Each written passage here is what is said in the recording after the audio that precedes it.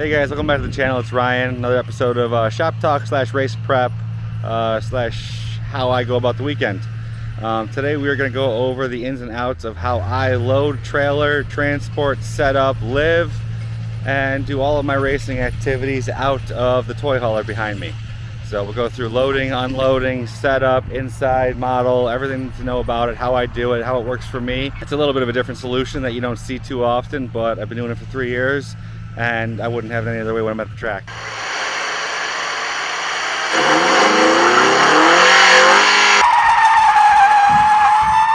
So to start, we have a, you guys know the truck, 2018 F350 crew cab short bed, 6.7 power stroke, and that pulls our 2021 Grand Design Momentum 398 toy hauler. I'm gonna go on the other side. It is a 3-slide toy hauler, 2 for the main kitchen, 1 for the bedroom, with an 18-foot garage in the back. So let's go inside and see how we have everything situated.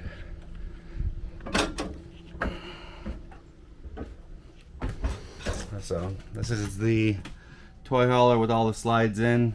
This is how it goes down the row. We really don't keep anything back here. There's a loft in the back. There's a little bit of room on the floor, but I really don't store anything in here.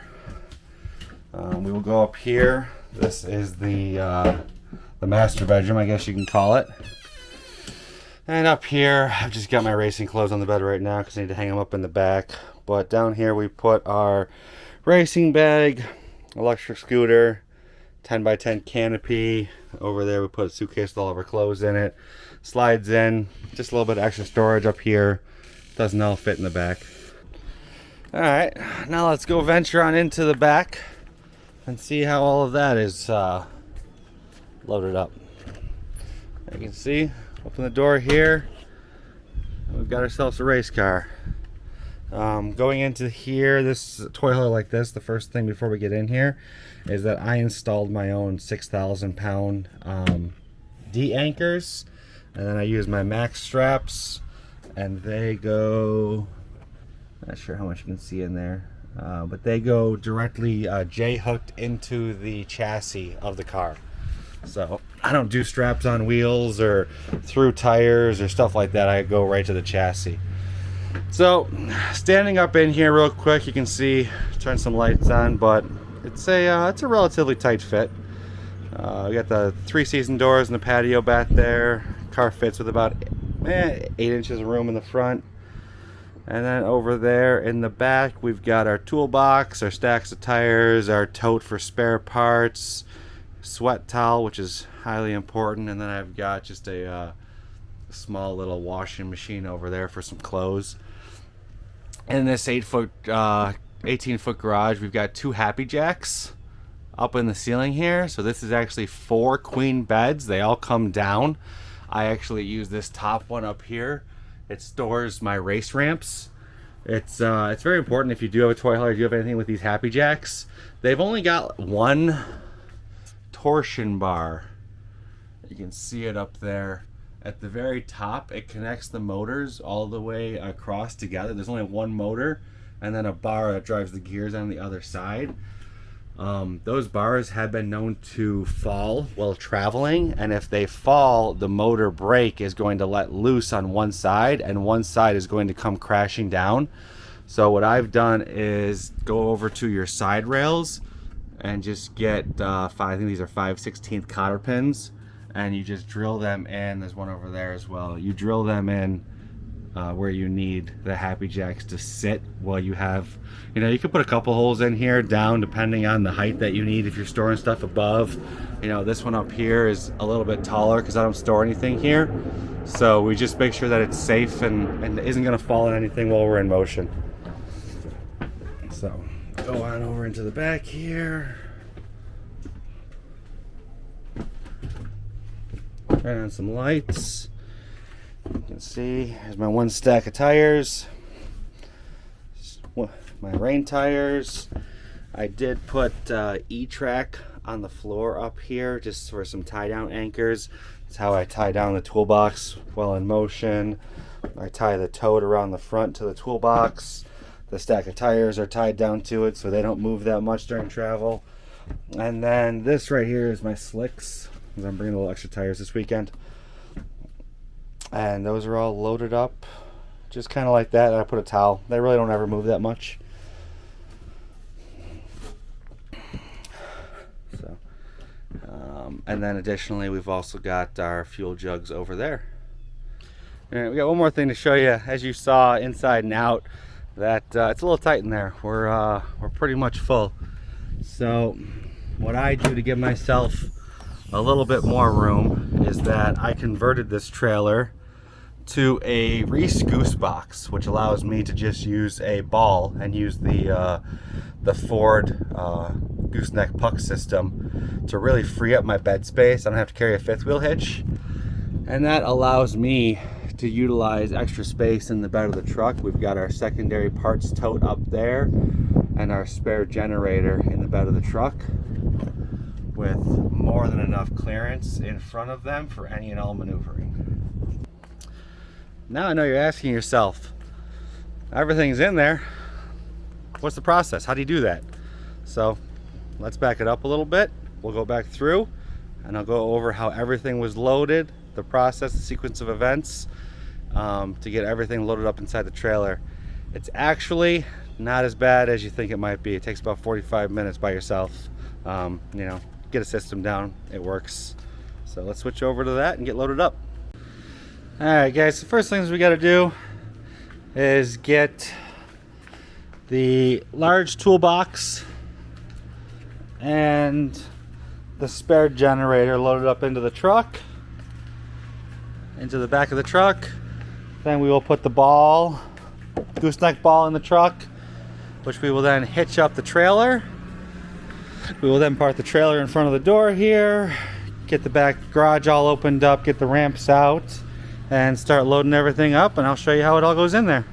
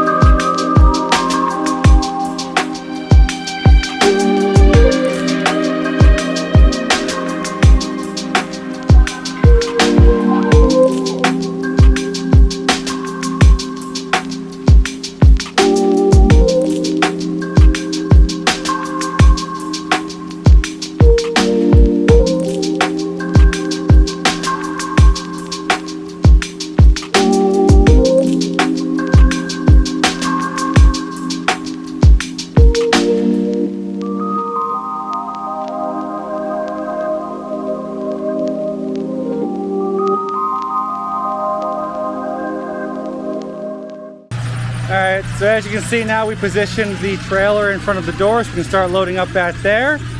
While I start loading up at there, I will bring over the water hose over here into my wet bay, and I will connect it up here to start filling the fresh water tanks. Anyone with a trailer that you're putting water in, go get yourself a Save a Drop sensor, 20 bucks on Amazon.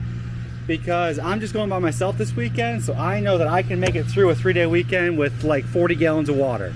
So I can just put 40 gallons of water in there and be done with it. I don't have to fill it until it spits and have 100 gallons and more than I need, and you're just carrying around a bunch of extra weight that you don't need. So put in what you need.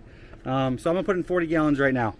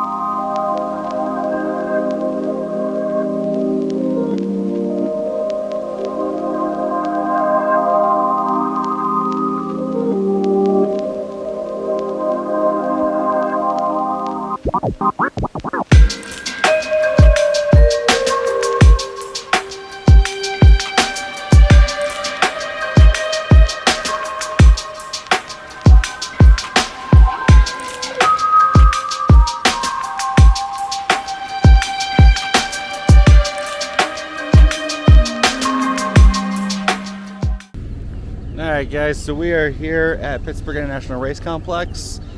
That is my next event for the weekend, and we just got unhitched, unloaded. So you saw how everything goes into the trailer.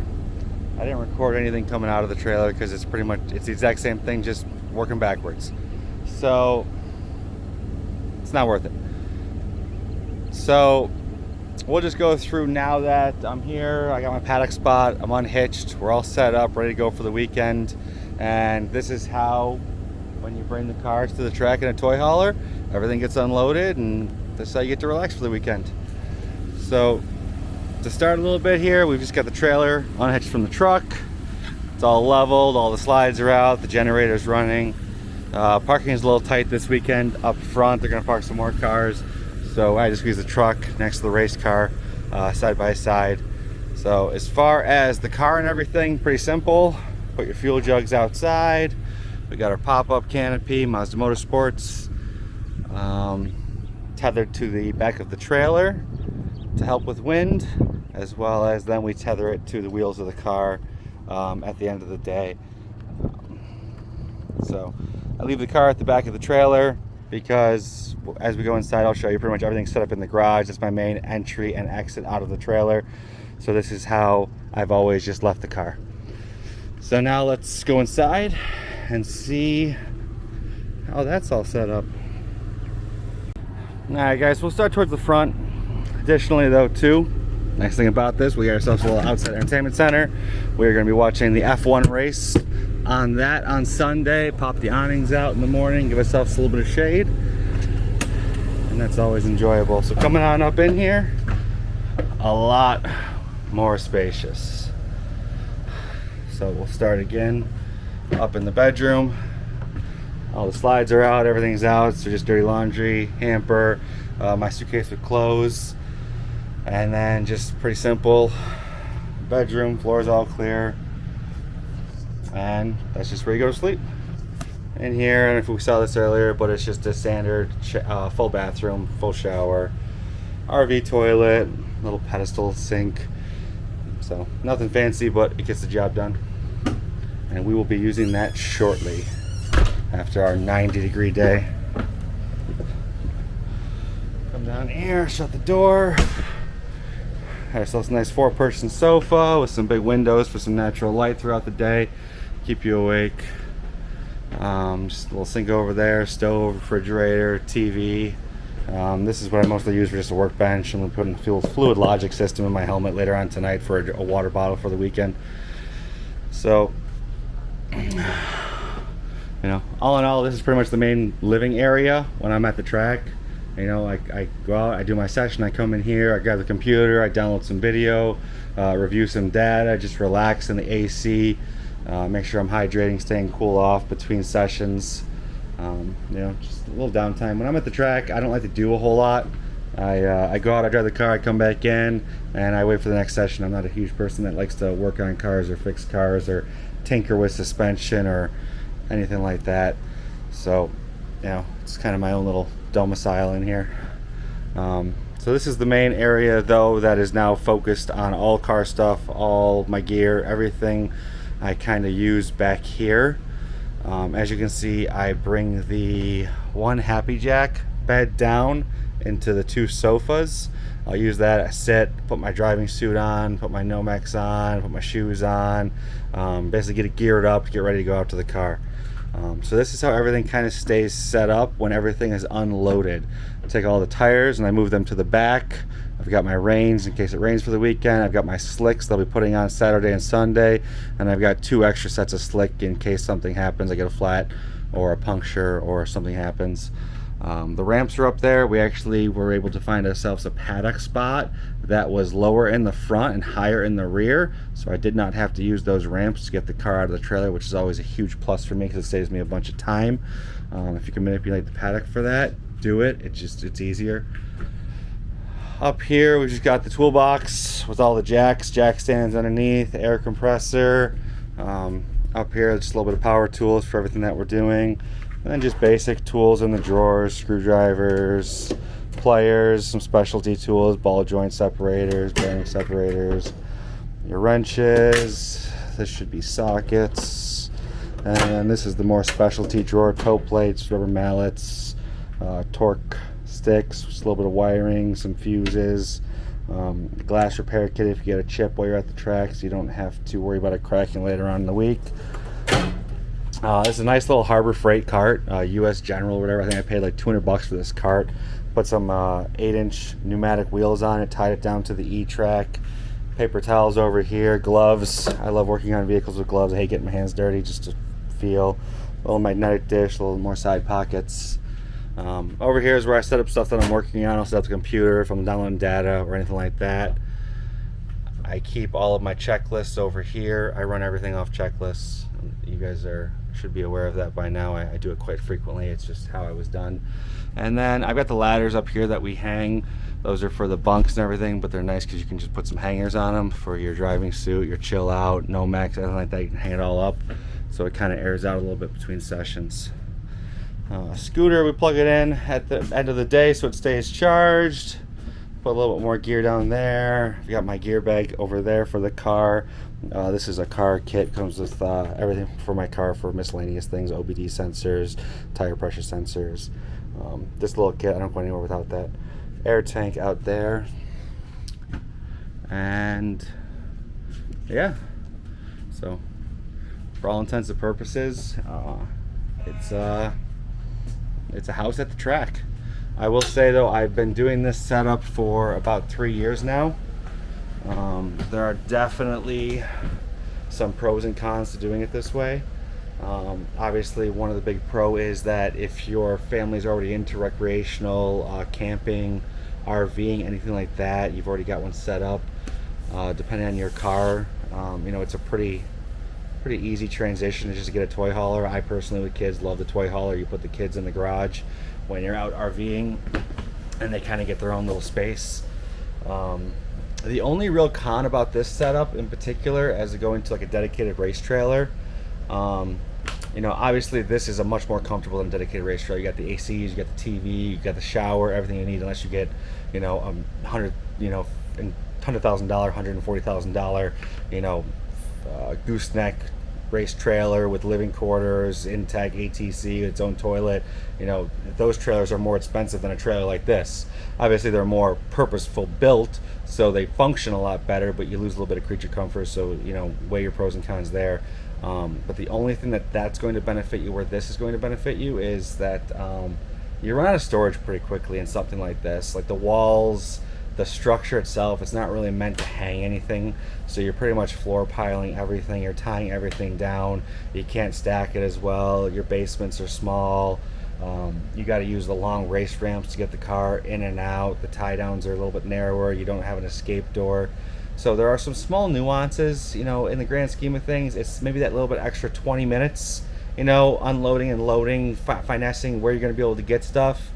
But other than that, bang for your buck. I love it. You can't beat it. So again, this is just how I do it at the track.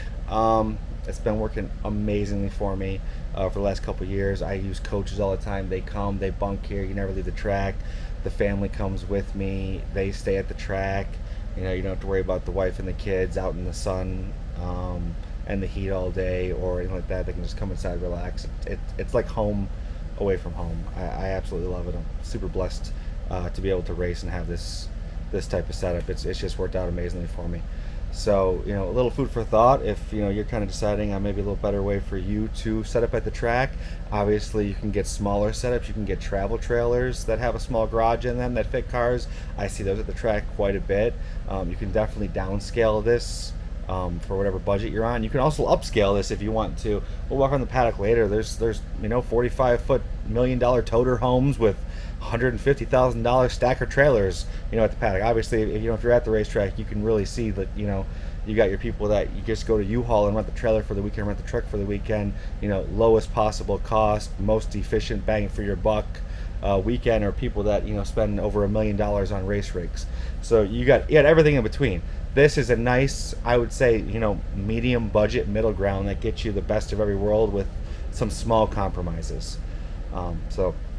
Again, I hope this is something that you liked. Any questions on the trailer, the setup, anything that maybe I did a little fast or didn't go over quite well, please let me know. Leave me a comment, leave me a message. Let me know how I can help you guys. So thanks for sticking with me. See you next time.